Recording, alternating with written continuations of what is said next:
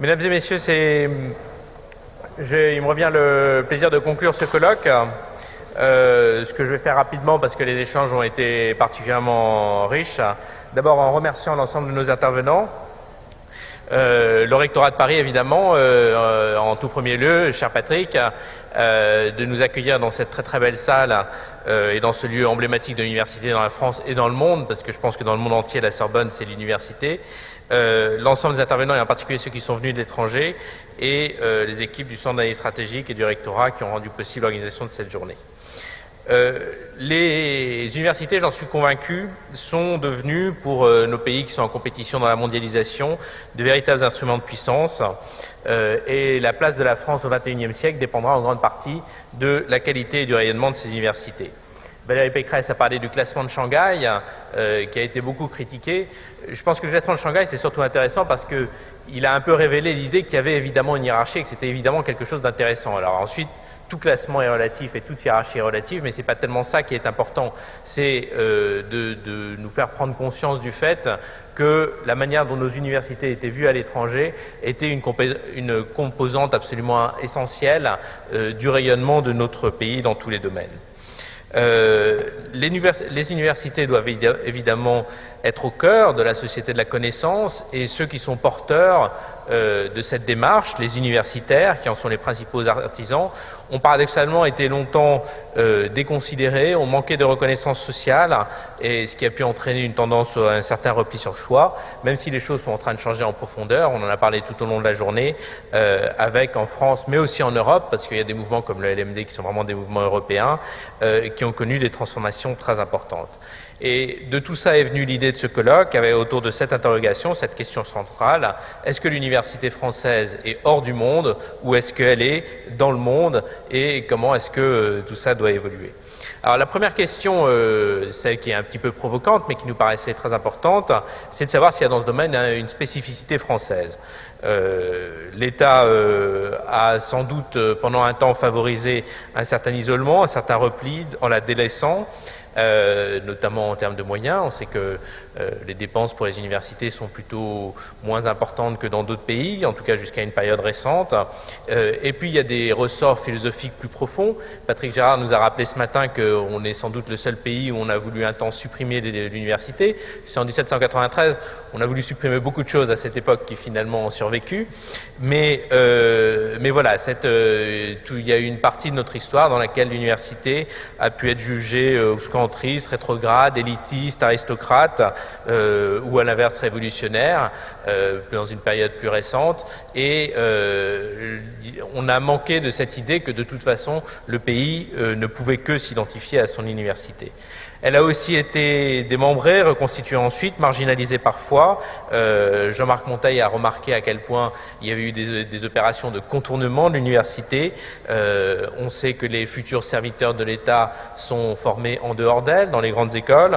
Des agences comme le CNRS, même si elles sont étroitement liées à l'université, ont pu recevoir des missions essentielles en matière de recherche. Et aujourd'hui encore, tout ça se retrouve dans le fait qu'un grand nombre de décideurs français, que ce soit dans la sphère publique, que ce soit dans la sphère de l'entreprise, on en a parlé à l'instant, sont ignorants, ne viennent pas de l'université, sont ignorants de ses composantes, de son mode de fonctionnement, ce qui explique certainement une partie du malentendu persistant entre ces différentes sphères. Ma conviction, et la conviction je pense de nombreux intervenants, c'est que c'est un anachronisme qui est source de très grande inefficacité, et qu'au moment où on est dans un monde de plus en plus changeant, qui demande de plus en plus de créativité, d'innovation, le rôle des universités doit au contraire être central. Et c'est là que c'est intéressant de faire la comparaison entre la France, avec cette spécificité, et d'autres pays, comme l'Allemagne, où nombre de patrons de grands groupes industriels sont titulaires de hauts diplômes universitaires. Ce sont les PDG ou autres responsables Air Docteur. Édouard Husson y a fait référence, en tout cas au Air Docteur, je ne sais plus s'il parlait des PDG. C'est les États-Unis où on a en tête ces très grands universitaires, notamment économistes, qui deviennent des responsables de très haut niveau dans les administrations présidentielles, avant, une fois que c'est terminé, de revenir tout naturellement dans leur université d'origine pour continuer leurs cours, et qui manifestement ne sont pas mécontents de leur sort. en le faisant cela. Dans d'autres pays, ces parcours, ces faits d'aller-retour sont monnaie courante. En France, c'est beaucoup plus rare et un universitaire ou un chercheur a de bonnes chances de le rester toute sa vie. Alors, pour ceux pour lesquels c'est vraiment un choix et qui ne conçoivent pas autrement leur idéal universitaire, c'est certainement pas répréhensible, mais c'est probablement aussi une perte pour la société dans son ensemble et une perte y compris pour certains des intéressés, notamment dans le fait d'avoir un déroulement de carrière qui tienne compte du fait qu'on peut avoir des envies différentes à différents âges de la vie et que la variété des parcours peut y contribuer. Alors le résultat de cette double méconnaissance, c'est que l'université s'est en quelque sorte arc-boutée sur son rôle de production des connaissances académiques, soit parce qu'elle était cantonnée dans ce rôle, soit parce qu'elle ne voulait pas en sortir, et elle a également fait face à un sous-financement chronique. Elle a dû supporter seule la démocratisation de l'accès à l'enseignement supérieur, qui a été également évidemment un mouvement très très important, et dans ces conditions, elle était mal équipée pour s'ouvrir, pour rayonner dans le monde, ce qui, chacun le sait, était absolument indispensable. Et je pense qu'il faut vraiment donner crédit aux politiques qui ont été menées depuis une dizaine d'années en France et qui ont été largement évoquées tout au long de ce colloque, qui ont remis l'université au cœur de notre système d'enseignement et de recherche en investissant considérablement dans l'université et dans la société de la connaissance qu'elle incarne.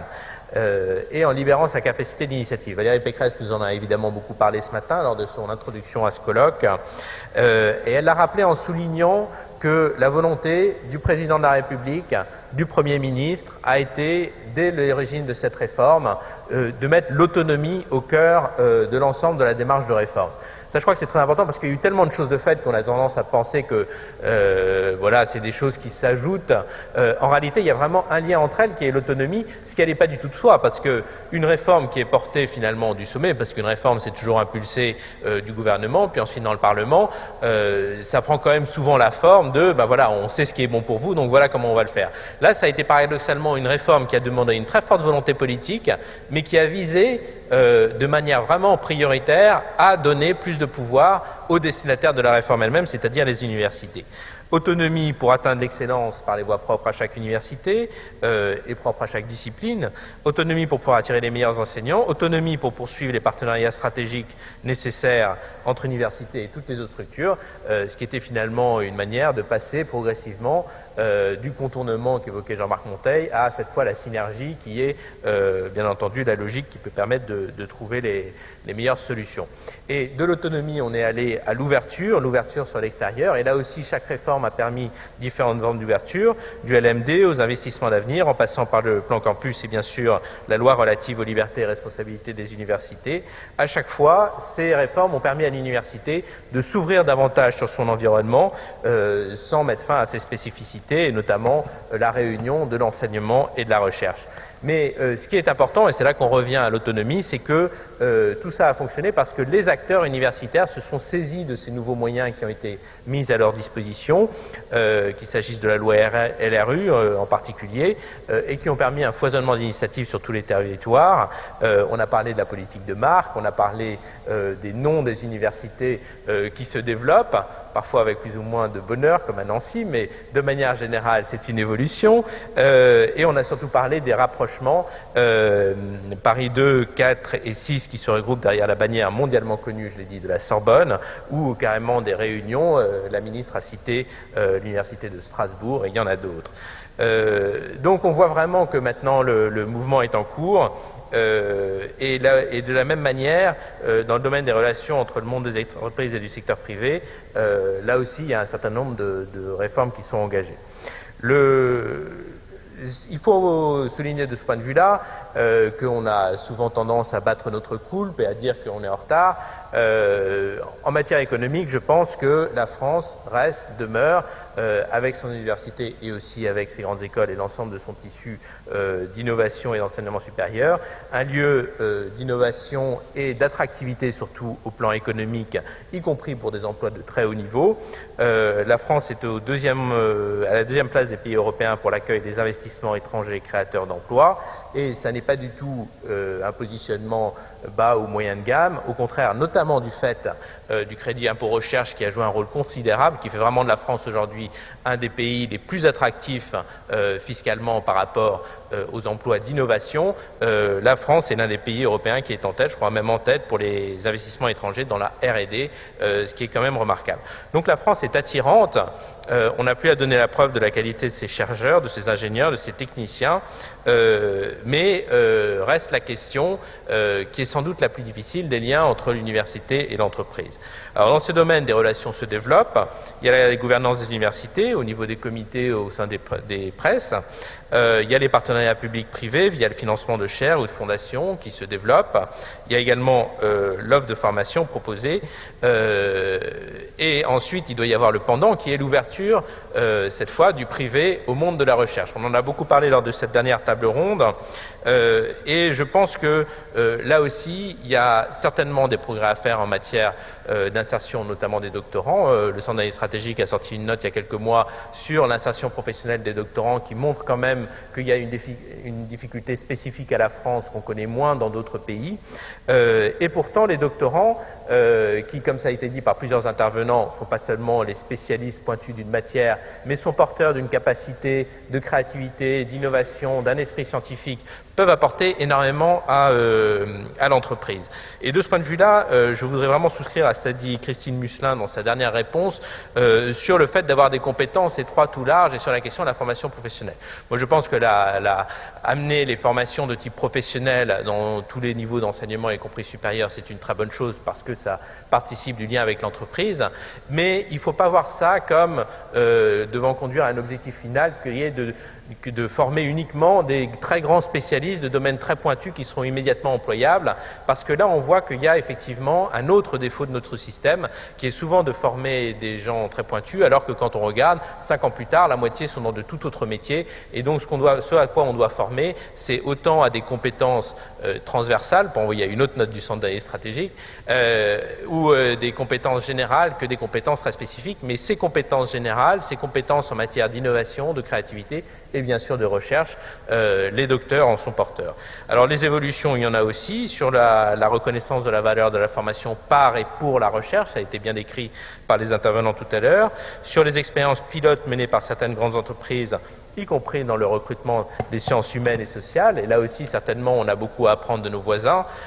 Quand vous allez dans la City à Londres et que vous baladez dans les banques, il y a beaucoup de traders de très haut niveau qui sont des docteurs d'histoire médiévale d'Oxford ou de Cambridge et qui réussissent très bien dans leur banque. Et je pense qu'il y a beaucoup de voies aussi de développement, mais sans aller jusqu'à ces cas extrêmes, certainement que les démarches qui ont été lancées, Bernard Belloc a parlé des chiffres et du fait que maintenant c'est vraiment reconnu comme une voie d'insertion professionnelle privilégiée, je pense qu'il y a des choses à développer.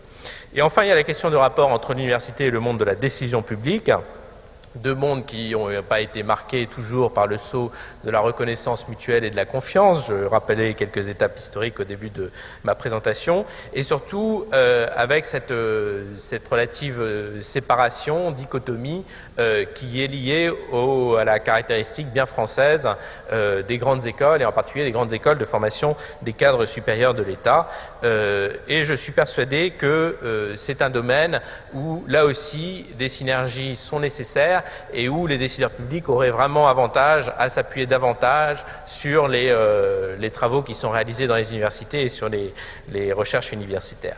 Alors, il existe un certain nombre d'expériences positives et il y a des structures au sein de l'État qui existent pour justement faire ce lien et mobiliser le savoir universitaire au profit des décideurs publics.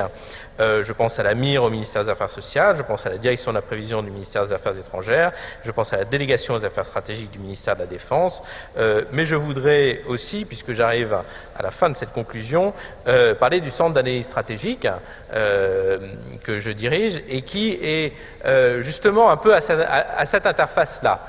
Nous sommes une structure d'analyse et un peu de recherche, même si ce n'est pas selon les canons universitaires, mais aussi une structure qui est là pour conseiller le gouvernement et en particulier le Premier ministre, puisque le Centre d'analyse stratégique est placé auprès du Premier ministre. Et ce partage-là, ce partage des eaux dont je viens de parler, entre le monde de l'université et le monde de la décision publique, c'est un peu une question qu'on se pose tous les jours. on va jusqu'où dans l'analyse, au risque d'être un peu ésotérique, ou on va jusqu'où dans la préconisation de politique publique, au risque d'être un peu simplificateur par rapport à un état de la connaissance qui est forcément complexe et complexe à faire appréhender par les décideurs. Alors c'est un point sur lequel, comme on s'interroge en permanence, ça nous a donné l'idée d'organiser ce colloque avec le rectorat de Paris. Et c'est un point sur lequel je suis persuadé qu'il faudrait aller plus loin, et c'est la raison pour laquelle le Centre d'analyse stratégique lance en ce moment même des appels d'offres universitaires. On a défini une douzaine de sujets, qui sont des sujets qui relèvent de notre programme de travail, donc un programme de travail sur des sujets qui intéressent le gouvernement, qui a été validé par le Premier ministre, et on demande à des équipes universitaires, dans des délais qui sont compatibles avec la décision publique, c'est des délais d'1 an au maximum, de réaliser des travaux, contre rémunération bien sûr, dans lesquels ils feront un certain nombre de propositions qui pourront être intéressantes par le gouvernement. Et je pense que cette démarche-là peut vraiment être de nature, en tout cas c'est le vœu qu'on forme, à justement être bénéficiaire des deux côtés, parce qu'on l'a vu, c'est comme dans tout divorce, les torts sont un peu partagés. Il y a une difficulté des responsables politiques à s'adresser à l'université et parfois une réticence de l'université à s'insérer dans les circuits de la décision avec ce genre de dispositifs qui sont faits de manière très transparente, avec des appels d'offres, le choix d'équipes et de projets d'excellence. On espère qu'on pourra commencer à répondre à cette question. Et au-delà de ça, il y a de nombreuses autres pistes qui ont été évoquées tout au long de ce colloque. J'espère qu'il aura contribué de ce point de vue à aider à faire franchir, encore plus que c'est déjà le cas, ces fossés qui peuvent exister entre le monde de l'entreprise, celui de l'université et celui de la décision publique. Après, il y a la question de l'avenir. C'est un paysage de si profonde transformation que c'est difficile de savoir où on sera demain, pas seulement en matière d'université d'ailleurs, mais en matière de transformation sociale, de transformation économique.